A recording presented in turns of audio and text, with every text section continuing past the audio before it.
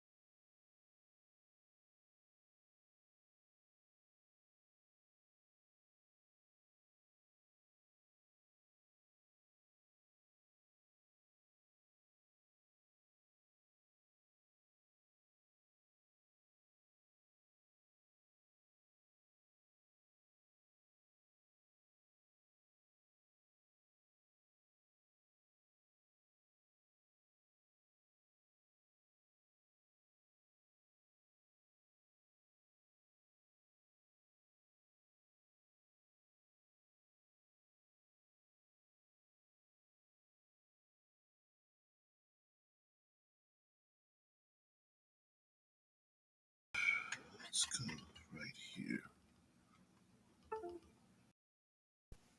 Yeah. Using Restream. All right. Testing, testing. 1, 2, 3. Test, test, test. Test, test, test. Test, testing. 1, 2, 3. Is that better? Is there sound? Got it? Okay. Okay. All right. Fuck. See, that's the problem with. Okay. So one of the freaking issues with using these kind of things is that get everything set up. You're just like, you know what, this is going to be a good stream. No big deals going live by yourself and stuff, and you don't know until you know. And before you go live, you've got your like little green and red little indicators and spikes for sound, and you're looking at yourself, so it's kind of strange. And then all of a sudden you go click, go live, and you could kick a cord out. You could it's not the cord, it's the USB port. That's what it is. Let's rewind. Comedy of errors. Tune in for a comedy of errors. I wanted to begin this with a general. Wow. I want to begin this with a general. I'll say I'm going to have to remove you. I will highlight some of your comments, but I'm going to remove this for just a minute. All right. There, for some reason, WoTC and Hasbro want to remain in the public eye with our community, through their own fault. And this is a comment I made on social media, and I stand by it. And my comment is this, because you can see at the bottom, should we trust Hasbro? Can we, moving forward, all this kind of stuff. I mean, there's a so-called play test of a public document of a legal contract and all this. Here's the issue. If someone pulls a gun on you, there's no need to sit around and wait for them to pull the trigger. That's just my opinion. Um, there is no trust anymore. We already know what their purpose is, and it doesn't matter how they navigate the language and how much protection there is for any third party content creators. it, Good lawyers will always figure out a way. And for those who know the legal system, there's always a way to get around legalese, no matter how ironclad you think that legalese is. So, for my opinion, yeah, there's this just for me, there's no going back. Drop them, forget it. Now, here's the issue: a lot of people. Um, oh yeah, yeah. I hear you. Yeah, what's going to happen is I haven't gone in and refinagled and things like that. It's been rough. So yeah, dead man, I'm gonna go in and change all of the indicator at some point. Maybe tonight, maybe by this weekend or something like that.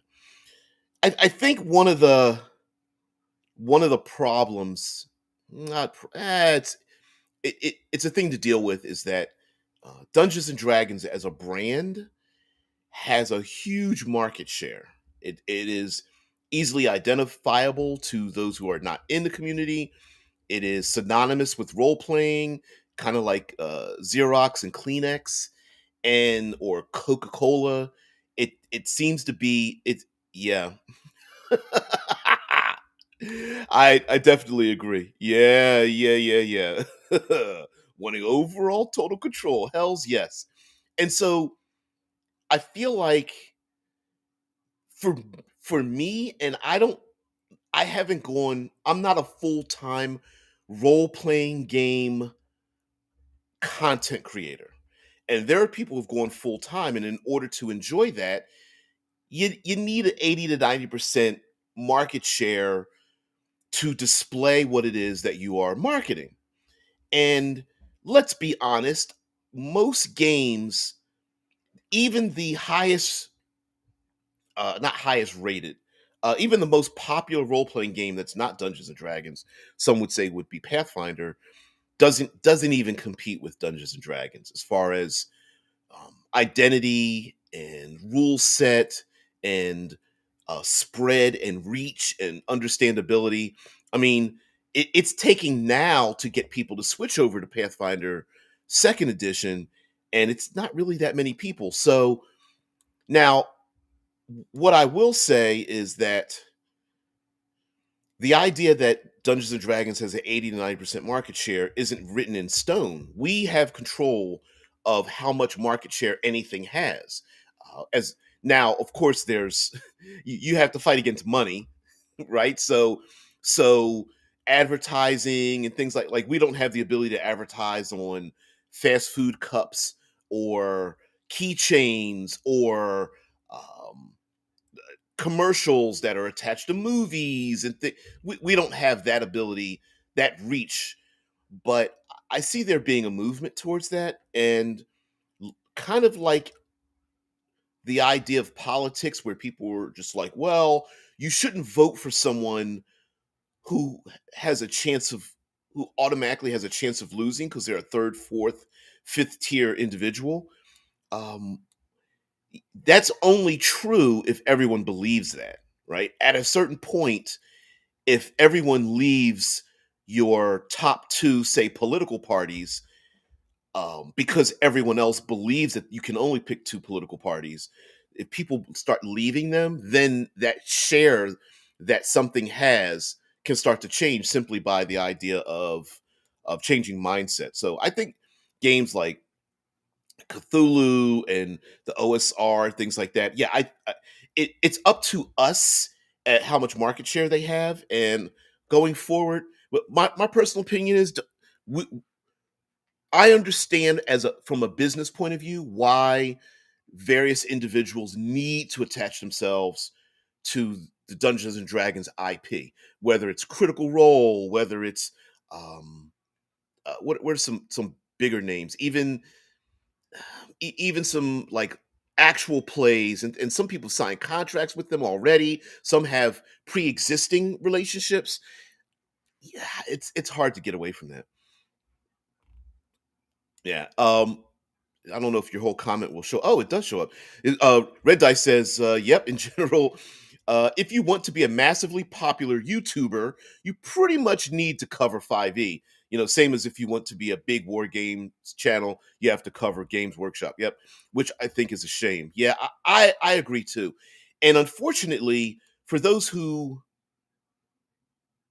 the reality is, while we can complain about individuals um hitching their wagon hitching their wagon to some of these big IPs, or someone would say selling out. The reality is, people only click on thumbnails because people make thumbnails to be clicked, right? Like, and people only click those thumbnails because they click them. It's the idea of people having channels that are celebrations of negativity, and others are like, they're just trying, it's just clickbait. And I'm going, well, sure, but it works because people click it. Right? So yeah. Yeah. Yep. Yeah, Zamar says it. If I may steal lingo from the internet, to the normies, yeah, D&D is to TTRPGs, tabletop RPGs, what Google is to search engines, and YouTube is to video streaming. It's already ubiquitous to the point of being the name of it. I agree. I absolutely agree that when you talk to when you talk to the normal public, right? Dungeons and Dragons, that's role playing. They don't think of Gumshoe, or Top Secret, or Traveler. I'm showing my age here. They don't think of so thousands, tens of thousands of games out there. They don't even understand that there's a difference between them. You know, you roll funny dice and pretend and run around in outfits, don't you? It's like, no, no. Yeah, it's unfortunate too. Red Dice Diaries, yes, says that's true. A lot of people wouldn't know what you mean if you mentioned TTRPGs, but pretty much everyone has heard of Dungeons and Dragons. Exactly.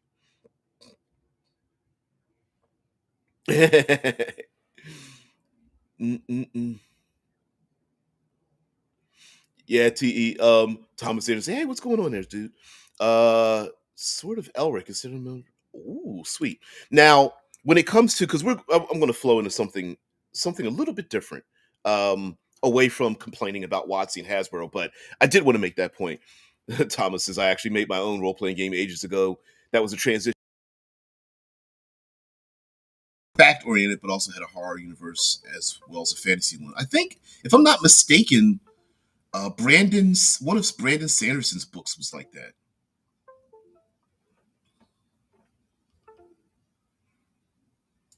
Yep, I've had people say that to me too. Um, Heck, my wife kind of thinks about that. Although she's like, "You're online, but you don't talk about Dungeons and Dragons at all." It's funny. To quote an example, I was working a wearing a hoodie with a D20 on it at work. No one said, "Hey, do you play tabletop RPGs?" But I had a few people ask if I was into D&D. Yeah, yep, same thing here. Same thing here. RDD. Same thing here. And I think, well, first of all, we see market share being stolen from them uh, right now, right? Like, there's um, they're losing, so they've lost so many subscribers, which, you know, subscribers means money, money means millions of dollars. So they've lost so many subscribers that they kind of panicked with that. But I think they're confident, and unfortunately, they may be correct that, we don't know if we are the thunderstorm in a teacup.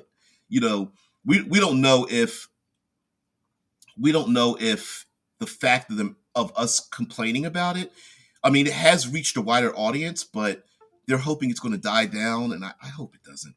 I hope it doesn't. Yeah. Yeah. And so many. Well, it's funny because we listen. Even many of us that are armchair creators. So many people have come out like, oh, I'm going to come out with my own system and make my own system, and I'm thinking, yeah, it's it's we all have wanted to create our own system. There's a number of dead dreams out there, man, and where RPG systems have RPG systems have like they exist and they're excellent, but they're not popular enough for people to have purchased them. And it's crazy how like people are now just pulling like cocking the gun. Like, yeah. What, did my audio just go? Really? Okay. There we go. I I hear you there. Yeah. I agree. I saw that video too. Michael says, as the Dungeon Dude said, D&D is a culture, not a brand. Being associated with the game is inevitable. However, there's zero obligation to support Hasbro based on that assumption. And I have to agree with them. As much as people want to burn, there's people who make D&D shorts and TikTok videos of them burning their books and throwing them away and all that kind of business. Your fifth edition books. And listen, nothing, the information in the Dungeons and Dragons books you own didn't change based on the ownership priorities by Hasbro, right? Like you we receive those books or purchase them from a game shop or receive them through Amazon and all that kind of stuff. And those words were written before the eye of Sauron moved around towards us and aimed at the community. So I don't I don't feel upset that people still want to play and promote and are actually sweeping and buying up a ton of products today. I don't have a problem with that, and I don't even have an issue with people having channels that are still dedicated to fifth edition. It just leaves it does leave a sour taste. But I'm going, yeah, you know what? That's you. I don't. I I'm not for tribalism, and I think it's dangerous to do that because a lot of us can start throwing stones and feel like we don't like we are without sin. Like Red Dice says, complaining is it's a I'm English, complaining is practically our national sport. Yeah. Yeah, there's nothing wrong with the complaining. I just don't like people lobbing like threats or like going like, "Oh, I'll never," using words like never and always, and yeah, yeah, I don't know. It's yeah, yeah. Mm-mm-mm. See, and I hear you, ta, um, talking about different types of talking about his rule set, but I will say that I hope this I hope we use this energy to make a new realm of gaming. And I actually want to point out something because I hear you, uh, Mr. Anderson. I hear you, um, but I want to point out to make this a little bit more relevant to the bigger picture. Um, like Red Dice says, people burning stuff they've already paid for makes me laugh. The company already had your money; they're not bothered. That's my point about that. Like, there's nothing has changed with you. I understand the symbolism. I get it. It's the RPG, the TTRPG community version of like burning flag burning, right? It's like put my foot down and so um yeah, I just feel like we can do better. So I want to address something else in the gaming community, and and this will actually spread when we get into next month, which here in the States is called Black History Month. And I'm going to get into it. This is going to coincide with this conversation about the idea of there's a fear that our community is going to break apart. It's going to shatter. It's going to tribalize, and we'll make encampments based on the new rule sets that people are coming out or discovering. Kind of like how uh, Thomas Anderson has his own system and addresses certain things. And I think this has already been settled, but this is going to be based on our motivation. It has nothing to do with the rule sets that are created. This the ticker's kind of annoying me. Sorry. I turn that off.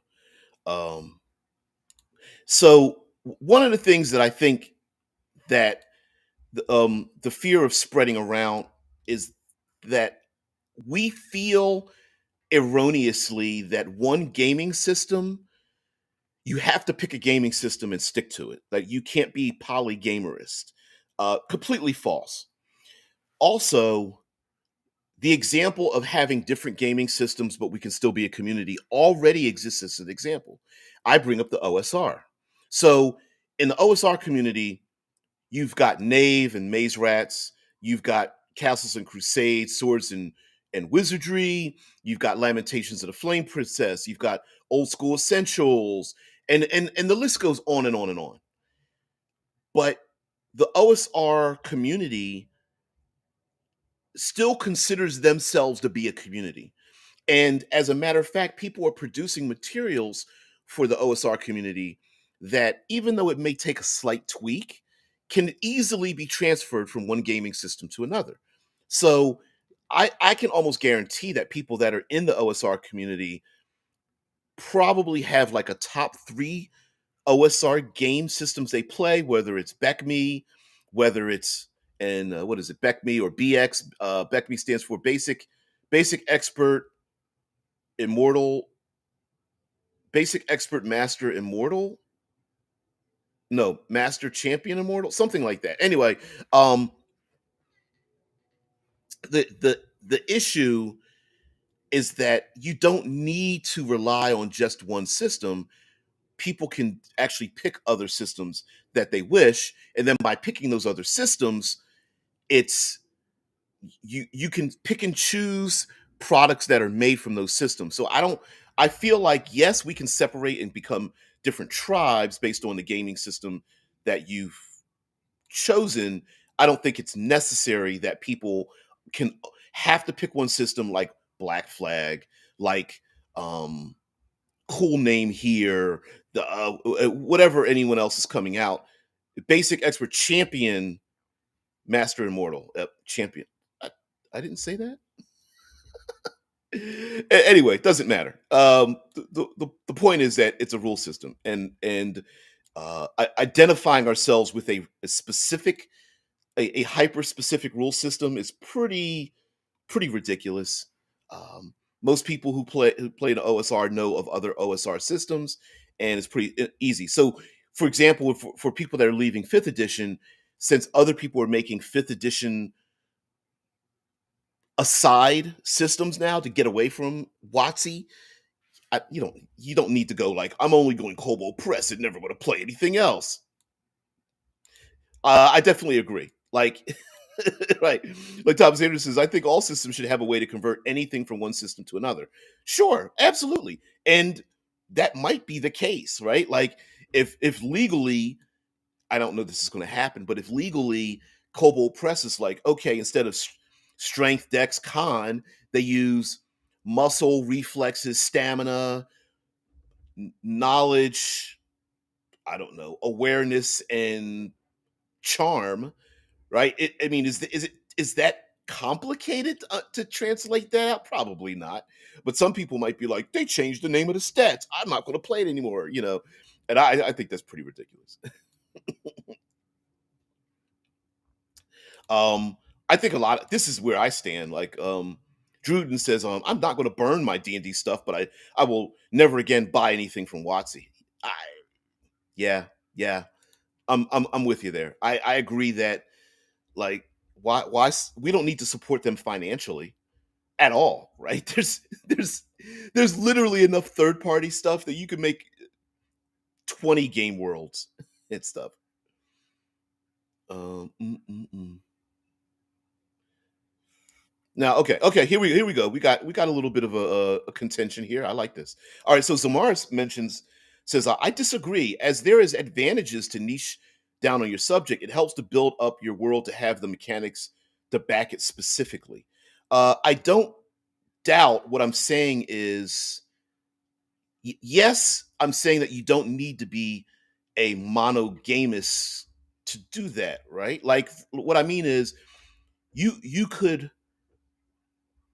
every game system may have a mechanic that represents the type of theme or feeling or genre that you're looking for, but you could also have another game that makes you feel a different way. Like one game may be absolutely super heroic, right? You have characters that can wade through, hordes of monsters and come out of it unscathed, and that rule system may be good for that. And then you may have another game systems that's hyper brutal and death is easy and no character comes out unscathed. You could there's you don't have to only like one thing, right? And I think it's a pretty ridiculous for us to think like because in real life we're not we're not monoliths in our like and dislike of things. Sometimes it's like I like vanilla ice cream, but I'll eat chocolate ice cream too. I'm allowed to do that, right?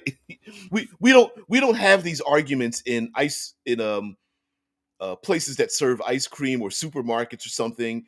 People with baseball bats in supermarkets, like I don't know why the organic section is next to my you know my snack section. Getting pissed off about it, right? It's a choice. You go in, you pick what you want, and you leave. And sure, you don't buy everything, but you pick and choose. And if you're in the mood for something else, oh man, I had a bad day at work. I really want to do something where I get to kick ass, right? And you pick that off the shelf and you put it in the cart and stuff. Yep. Mm-mm-mm. I hear you in the chat talking about percentile systems and 3D 6 systems and things like that, like the age system. There's a number of ways, both mathematically and mechanically, and actually something that sometimes we kind of don't delve into, and it's the feel of a system. And sometimes that can be very ephemeral. How a system feels, it might be different than how it operates, which is a little strange thing, but it's true, right? I think I think Thomas Anderson kind of points it out, right? Like, so TA says I hate D100 physically or percentile systems. I love the idea, but rolling something that is basically like rolling a golf ball is maddening since it never stops rolling a D100. Yeah, yeah. You got to do the 2D10 thing, right? You got to do the 2D10 thing. But yeah, sometimes just it's like dice pool systems. There's something satisfying that people have when you roll a bucket o dice, right? A bucket o apostrophe dice, you know. Mm-mm.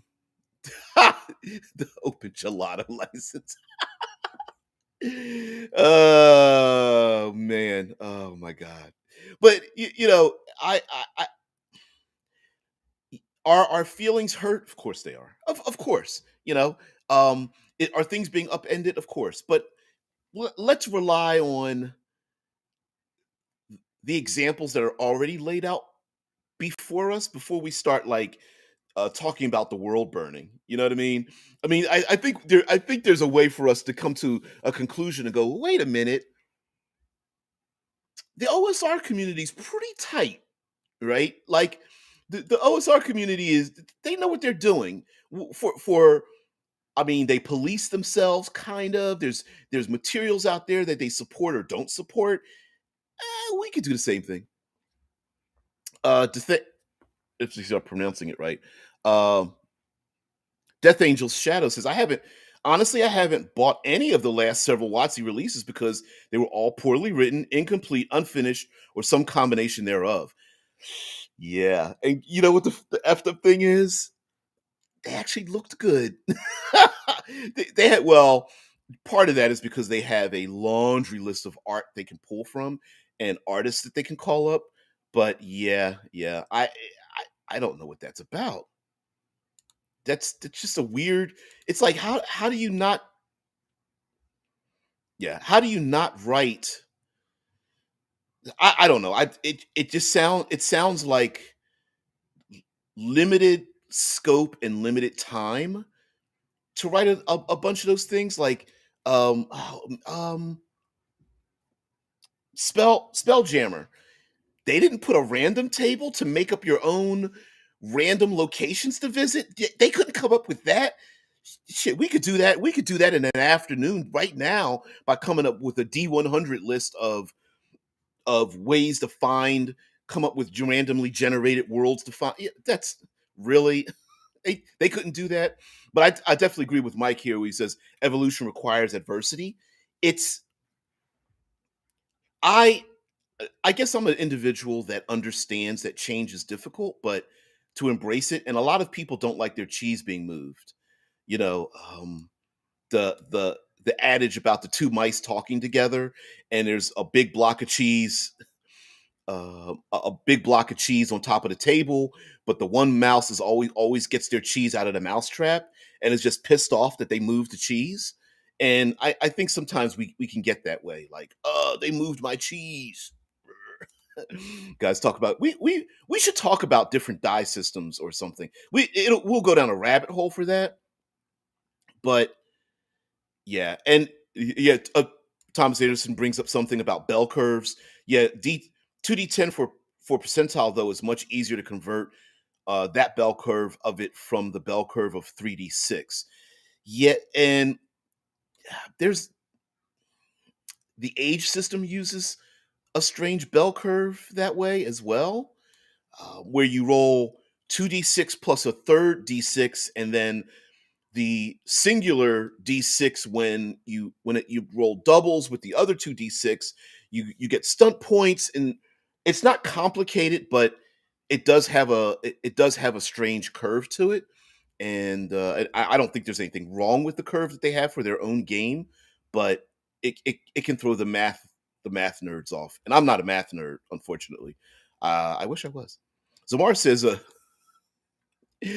um, Z says, want a bucket of dice, a D6 or D4 system, which is why I chose that, which is D6 system for my game system. It gives the feel of being skilled without the issues with a rate of success system.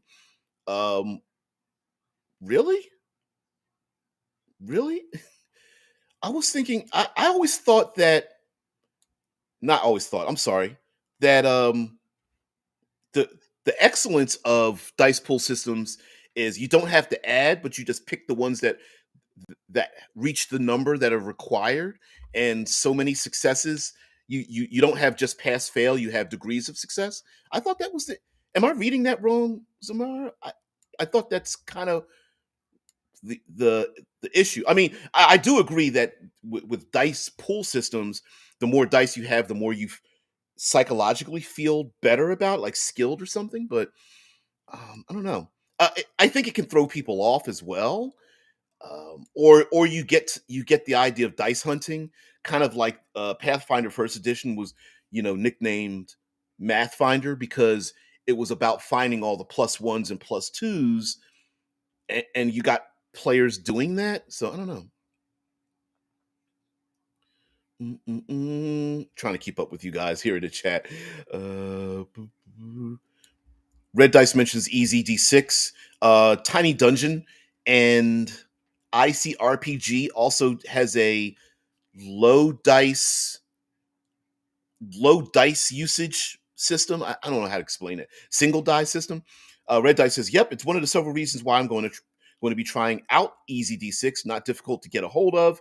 A cheap bucket of six siders, and that's also an idea too when it comes to like uh, Mr. Anderson was talking about having his own system. Sometimes creating your own system does require you thinking about how popular would my game be if people don't have access to D12s, right? Um, yeah, okay. That's what I thought. Z said, yeah. Right, I know. It's you have a. I try to. You guys know that I try to decipher what you're saying because you only have a limited number of characters to get across what you're saying. So yeah, Z, I hear you. I thought we were on the same page. I thought we were, or at least I thought I understood what you were saying.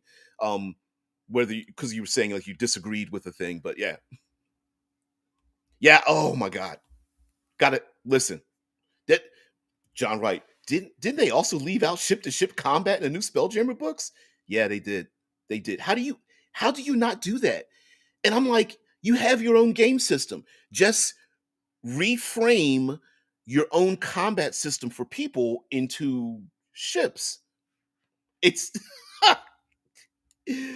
uh I see. So I was like, I didn't realize I was going to a dice system rabbit hole. Yeah. And Don Rosa Rosavelli. I hope I'm not butchering your name. Don R says D12 Warhammer style. Yeah, I like D12s. I I think they're like the unfortunately they're like treated like the stepchildren of the RPG community. Because I think they roll better. They have like a nice physical feel to them. They've got a large enough spread without being complicated, and it's good math too. Easy to divide by 3 and 4 and 2 and multiply. I don't know. D12s just don't get enough love, I think. Mm-mm-mm.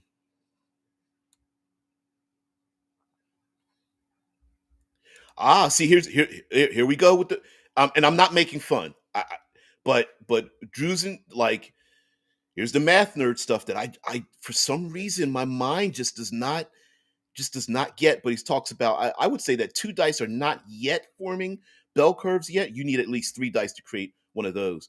Now, see, here's the and I'm not saying this is an issue with the bell curve, but there are other ways to come about with curves that aren't bells, but they still offer differences. Oh, I don't have. I wish I could snatch games out of nowhere. Um, like for example, I'm just pulling this up just because it uses Powered by the Apocalypse, but Fluxfall Horizon uses the Powered by the Apocalypse 2d6 system, and I don't know. They carved a bell curve out of that. What is it like? 7 to 9 is a success with consequence. 10 and above is a crit. 6 and below, and it's not an even spread because you're more likely. It's some. I think they said the math is you're more likely with 2d6 to succeed with a consequence than you are to crit or fail, if I'm not mistaken. So you're constantly stumbling forward in that game in a Powered by the Apocalypse or a power that engine use. uh, yep. The fudge dice are basically D6s. Yep. For my system, I go with fudge dice, which are easily emulated with D6. Yeah, it's basically a D3 system.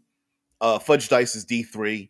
It's 2 pluses, 2 minuses, 2 blanks, which is basically 1, 2, 3. Or -1, 0, +1, if you want to go that way. Uh, yeah, it's like a D3 system, and it's easily divisible. John Rice says, "I love the use of all the Pythagorean solids for dice. It just feels right with TTRPGs. I see that's a thing too. There's something that's why not Orient. What microphone? It's really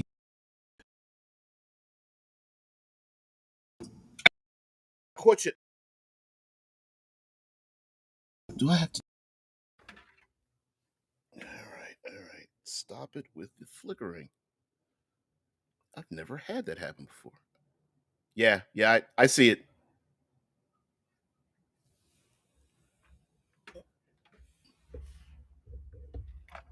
We might need to have our own.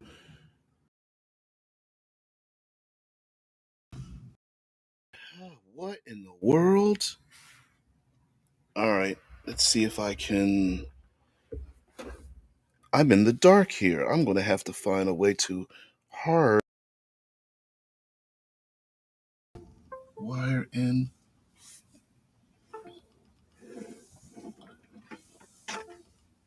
Testing, testing. All right,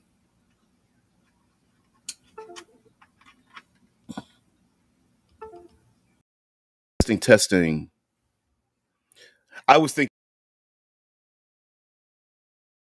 like a wireless system or something. Yeah, I was thinking about that. Okay. All right. All right. Um. All right. Lastly, I do want to say because we're talking about new systems and dice systems and things like that. I'm sorry, we're talking about dice systems, but I hope you guys and everybody out there try some of these, find some of these game systems that either mechanically kind of like scratches the itch that you have. Like, oh man, like, some people don't like percentile systems. Some people do.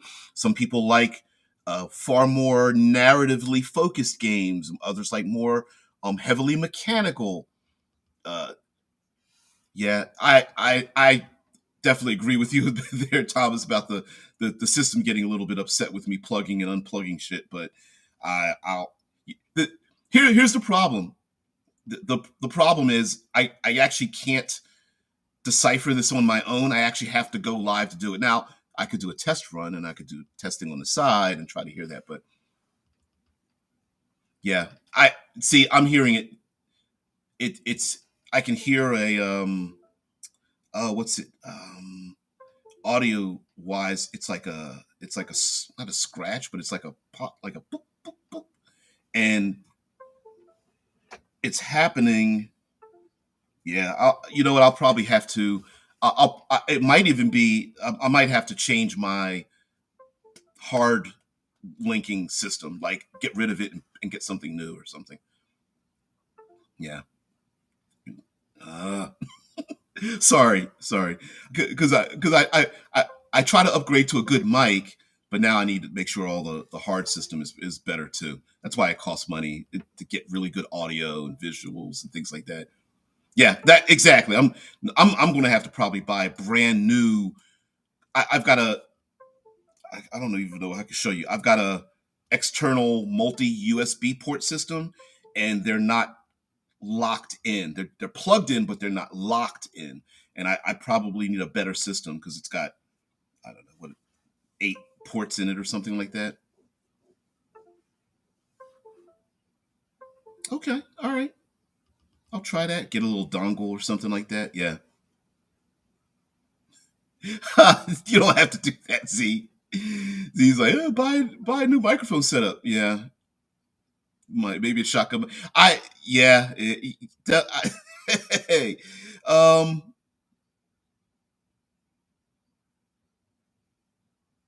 you can actually hear the alerts going on. All right, let's see. Let's see. Yeah,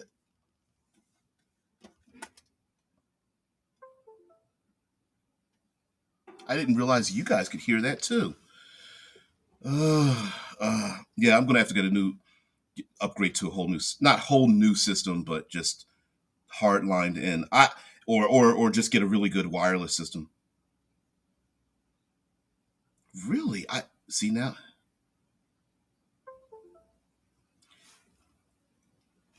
Wow, it's pretty upset. That is super sensitive. That's really odd. Okay, let's time this out so you guys aren't annoyed because I when audio is bad and streams are bad, a lot of you are very sensitive to that, which I understand. Listen, I get it, right? So yeah, uh, definitely. So, long story short, my opinion is, and this is just for me, Wizards of the Coast, WoTC, whatever you want to call it, um, Wizards of the Coast has a boss, and that's Hasbro. And Hasbro has already shown their hand, and I feel like they pulled a gun on us. And there's no need to sit around, wait for them a month from now, a year from now, 2 years from now, 5 years from now, for them to pull the trigger. Now it's possible that Hasbro may even want to wash their hands of the whole thing if this whole virtual tabletop Unreal Engine style thing doesn't work out for them. They could sell it to somebody else. Like it's like this whole subscription service thing might fail. It's possible. Or they may try to, what's another way to say that? They may spin it off, and Dungeons and Dragons no longer becomes a publishing house and just becomes a video game massive multiplayer AI DM style thing, and then the publishing part gets split off to something else. That's a possibility as well. I would hope that happens. Like let them do their digital thing, but I'm still upset with the fact that I'm still upset that they didn't need to go after the 1.0A OGL to do what they're doing. They could have created this and I'm going to, yes, I'm being doing a little bit of a pun here. They could have made an Unreal experience with their own virtual tabletop, and the community buying into it, trying it out, advertising it themselves. We could have actually promoted their own product with the community, right? They could have, if they made a high quality thing and the community loves it and embraces it, we would be their marketing arm, which is why people are upset, because we've been the Dungeons and Dragons marketing arm for like 20 years. It's crazy.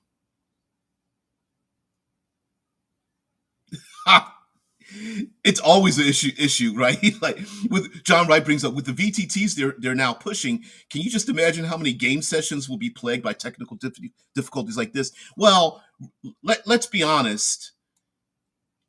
Sometimes it's the materials. Sometimes it's the person. So don't. I'm not a luddite, but I'm a little slow to act in many things. Maybe that's not a good thing, but I learn. I mean, I haven't been hell. I didn't even know there was a Dungeons and Dragons online community to begin with. I don't know what, 5 years ago. So 5, 6 years ago, something like that.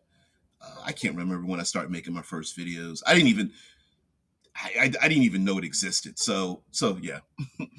Tia says, I suspect it will once. Oh, this it. I didn't hit the comment above that. Yeah, it does bother me. I suspect once a competitor shows up, because $30 a month is incredibly expensive. I think I agree with you that I believe that $30 a month is expensive,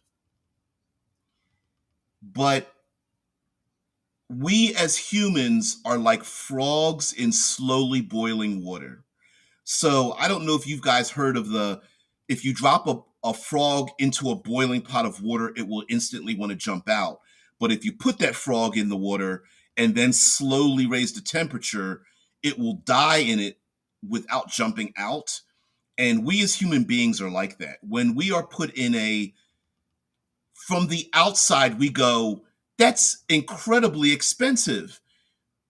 But once we feel the social flow, the social pressure to want to join something like that, the $30 will be less important than the idea of being in a community that I'm losing out on. That's how I feel.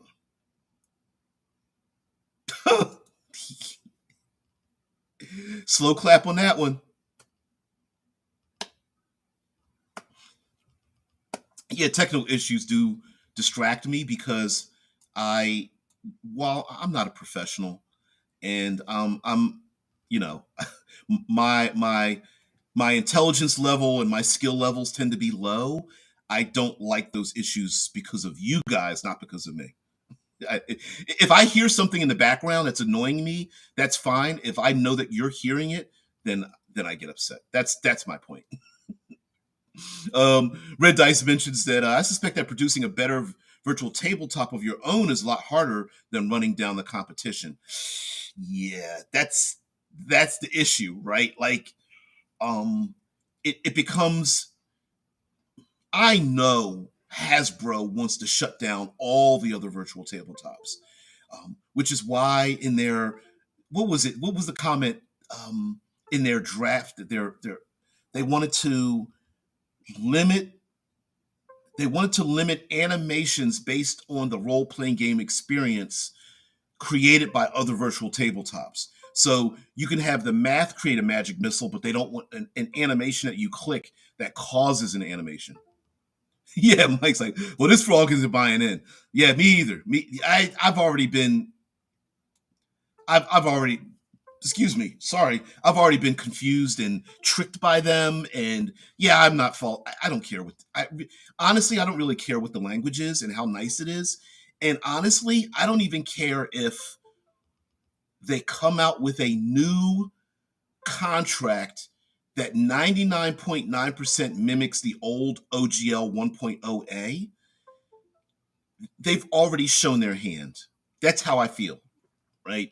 You can't reach across the table and slap me in the face and then go, sorry, let's start over, because you already did it. You can't put it back in the bottle. That's my feeling. Um,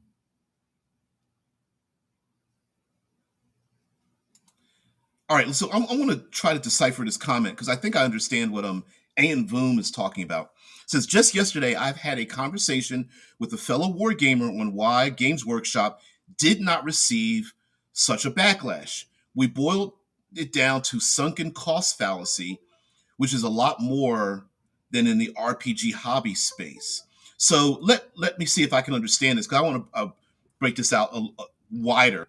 So sunken cost fallacy is the idea that I've purchased, if I can understand what you're saying here, that the idea is that I've sunken so much of my time, energy, resources, money, social communities that I hang out with, locations that I go to. Maybe I play games in a store, or I've made connections with people around the world that I game with, and things that we have sunken so much of our value into it. Money, and I'm including, like you said, sunken cost. That cost can be time with money, time with friends, time away from family, physical dollars and cents kind of thing, that some people don't will not want to break away from that. And I don't know. I think there's a bit of that in the RPG community. I understand that wargaming is a lot more intense with that, but I think there's a parallel to that, and also I agree with you too. I hadn't thought about it that way, but I agree with you that maybe people have, in, sunken into fifth edition so much they can't leave, or feel like they would be leaving their tribe. Um, I don't know. Yeah, I yeah yeah. Ha. Z brings up a really good point. Oh man. Okay, I'm sorry. Just going through the chat here. Yeah, um, uh, Z is responding to Voom talking about. Yeah, I will agree with your assessment. It's the same as why I feel character death is frowned upon more in complex character creation systems. More time spent is more time to lose. I actually agree with you, and I feel like um there's a gambler's feeling to I would have to it's a little too wordy for me to put out there, but there is this, when they change the math of character death from greater than 50% than less than, in the OSR, character death is like, I'm sorry, character survivability is less than 50% on the average, where more modern games make character survivability greater than 50%. And as that percentage grows higher and higher, the when life is cheap and death is more common in role-playing games, you have less attachment to characters, so that the idea that playing Call of Cthulhu and OSR games, your character's going to die, then you've got 2, 3, 4 waiting in the wings to take place in the game, and you go, darn, you're upset, but you join back in. When the survivability goes up well past 50% and you're hitting towards 70, 80% percentile range, then it's an oddity when a character dies. Therefore, there's more impact. Then we start to think, like, I don't understand how this happens. It's kind of like watching a really great movie and you look, I don't know, on IMDb or Rotten Tomatoes, and it's got like a 96% rating. And then everyone's like, oh, well, that means everybody loved it. And it's like, no, 4% of the people didn't like it. And then people get upset at the 4% going, well, how could you not like it? 96% of the people liked it, right? And there is a little bit of this fallacy that the closer we get towards 100%, we think everything should be 100%, where that's not the case, because every time you don't find something that meets to that, you're finding the outliers. I didn't think that was very. I didn't think I explained that very well, but yeah, yeah. Mm-mm. Yeah, I've done this plenty of times too. Michael says that fallacy is the reason I stuck with Magic the Gathering back in the day. Then I realized I was investing cash in a card game, not a motorcycle. Trust me, two wheels is more fun than cards. Uh, you don't think you exchange one for another? Although I'm with you on the motorcycle thing. Yeah, I don't own a motorcycle, but I always wanted to. Yeah, yep. You guys talk. Oh man, I don't think so. I don't think you need to worry about that. Druden Fuzz says most people prone to fall for sunken. Says most people are prone to fall for the sunken cost fallacy. Occasionally, I wonder if something is wrong with me, since I feel like I can abandon things very easily. I wouldn't. Don't. I wouldn't think there's anything wrong with you. You're just you're an individual. You're allowed to be an individual. Fuck it, right? Yeah. Yeah. Character death. Mike mentions a character death died itself with death saves. Yep, death used to be 0 hit points. DCC and OSR retained that. Yes, they did. That and consequences of dying. What was it back in AD&D? You had to roll. You had to roll percentile to see if you could be even resuscitated, because even if you had resurrection, there was a chance you'd come back broken or lose stat points, and all kinds of like weird things would happen to you. It wasn't an automatic bring you back to life kind of thing. Yeah, yeah. Mm-mm-mm. Mm-mm-mm. I think we can end it on this comment. Death Angel's Shadow says that's the thing about tabletop RPGs. Your group has an infinite set of options for the price of one book. They want to monetize things so everyone has to pay for every little color, tint, unique item, etc. Yeah. For the virtual tabletops, yeah, I can see that. You know, they're going to monetize every skin, every character concept. They're going to monetize animatics. Like, my character's magic missile looks different than your character's magic missile. Like, I want to buy the Raven Queen set, and the Raven Queen set allows my character to have, when I use the fly spell, I have like glowing black and blue raven wings, or when I use my magic missile, it looks like ravens streaming out at the enemy or something like that. And I could see them stop. Sorry. Dead man put a link. thank you so much. But you don't need to do that. Yes, put it on Amazon. I'll buy it. If they're quality, put it. Give me a link to Amazon, and I'll go get them. I'll get them today. As a matter of fact. Yep. Thank you so much. It's so silly. Yeah. Mike remembers that. Yeah, some of the old dudes remember Constitution had a resurrection survival percentage, and if I'm not mistaken, I think it moved up and down, or I don't think it moved up. I think it moved down the more times you were resurrected or something. But anyways, kind of wild. So, all right, guys, listen, I don't have outro music. I'm using Restream right now, so it doesn't have that. It's pretty simple. I will. I'm probably gonna have to find technically a new way so that you don't have these sound pickups and things like that. Which so I'm just because just because I would like the experience to be better for you guys. I know I don't have pre-written concepts. I turned my lights out because we're leaving. Oh, what was it? Archives of Neth? See if I can remember the comment. Archives of Nethys. It's I can't remember the rest of your name.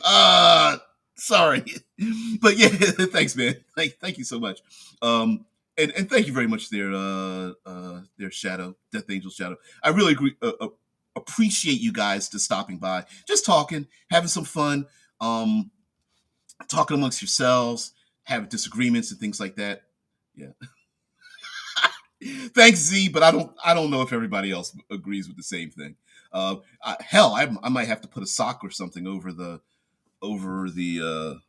microphone just to or something like that. That's why you see the people with the little fuzzies or the I can't grab it right now. There's a diffuser, sound diffuser, a spit shield. I could maybe that might help as well. But that's a possibility. It keeps the P's and S's. At some point, let me know if the P's and S's are sharp because I don't see that spiking in my audio, but that might be a possibility as well.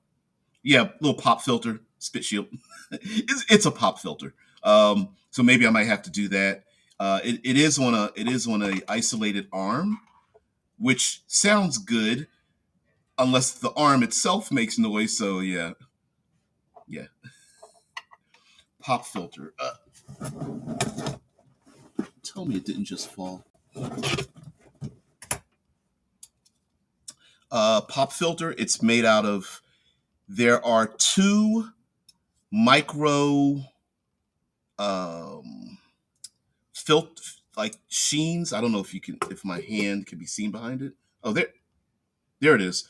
And there's two of them, and it keeps testing 1 2 3, and it keeps the me from popping with the P's and S's. So when people talk, you you can get little spikes from the P's, the T's, the D's from a voice. And this early in the morning, my voice is a little bit lower because it hasn't woken up yet. So yeah, yes, it's 2 layers of stretch pantyhose. Yes, it is. So you really can't see it, but there's a distance in the pop filter, and there's actually 2 levels, and that's so that when my voice hits this, the vibration is caught on the other pantyhose, and then can't pass through it. Yep, yeah, it cuts the wind flow, so only vibration can pass through it, not solid breath though. Yep. I, I'm not being nasty here, but if I blow in a microphone, you can hear the blow, but you don't hear it when I blow through the pantyhose. It's not real pantyhose, but well, it's probably the same material. It's probably the same material. But I had an issue with it sticking to the mic stand because it does have a little bit of weight to it, and then I have to stick it on the side of the table, and it's this whole thing. But I'll figure it out just to make sure the audio quality is better. Um, ah, yes, because you do a lot of voiceover work. Yeah, I have 4 just in case one rips. By the way, don't put a sock, Pringles can, and pantyhose. Ooh, Ooh. Hmm.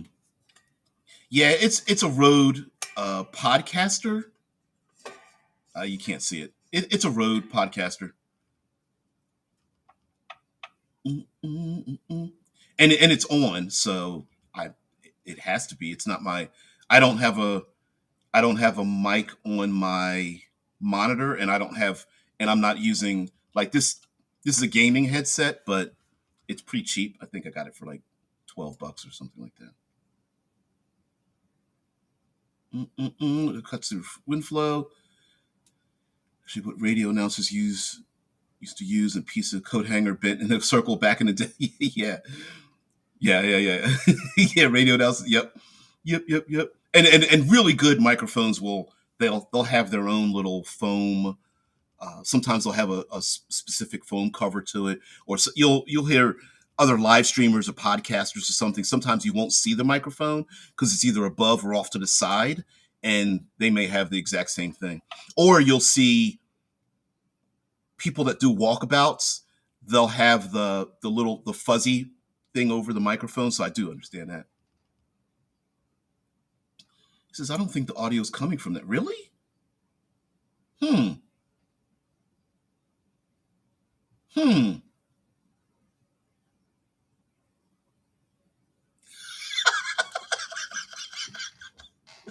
Oh shit. Today on DBJ. Yeah, Top Gear Music. Yeah. A man blows at a pantyhose. A microphone coughs and people talk. Wow. Maybe I am picking up audio from somewhere. It should. I should have the ability to find out where my audio is coming from. Um. Hmm. Hmm. That's different. Yes, Google Chrome is using my microphone. I get that. And my microphone is, yeah, I don't understand. Hmm. Oh well. All right, we'll figure it out. I'll take it apart, put it back. You think it's the webcam? I'm not gonna do that. Webcam audio, yeah. Okay. All right, guys. We'll talk tech. Maybe we could do an RPG tech show or something like that. Since you guys like for audio, for visual, yeah, yeah. I'm gonna go in. I'll handle it. Where are my settings at? Audio.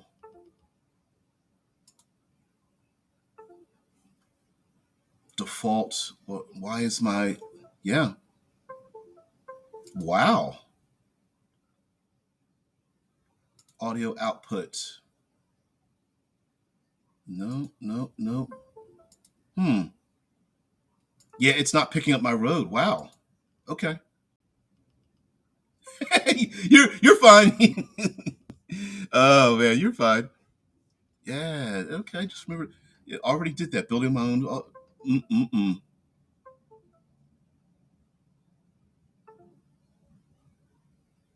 Okay. All right. Not a Foley artist, but I have a YouTube channel myself. I should show it sometime. Okay. Okay. All right. Okay. Okay. All right. Okay. Yeah, I always loved it. I always wanted to know how some people do live streaming and they have like audio. They've got like an audio folio library set up for things like, all right, you clash with the orc, and then they hit a thing and you hear the sounds of the clashing, or they have like a little musical note, or like a when someone casts a spell or something like that, and how they do that from like behind the scenes and whatnot, and then broadcast it in an actual play. It's kind of cool. Anyway, guys, got to head off to work. You guys have a great one. Thank you very much for being part of the show. I really appreciate it. Yeah, maybe get a soundboard. I probably what I need is like you guys mentioned. I need a a sound system dedicated with my microphone, my input outputs, like Foley. If I wanted to do Foley actions and things like that, which I think I'm going to have to do a search, get some new headphones, all that kind of stuff. So Not to take up any more of your time, guys. You guys have a great one. Thank you very much for being here. Yeah, like you said, preset soundboard, great. Yep. Or a mixer or something. Yeah, I think I need to invest in that. That way I can isolate all my sound, keep it good, maybe record it, maybe upload it so people could have like maybe listen to it like a podcast and things like that. Thank you, D. Thank you so much. All right, man. I'm going to check that out. Peace. Everybody have a great one. Peace.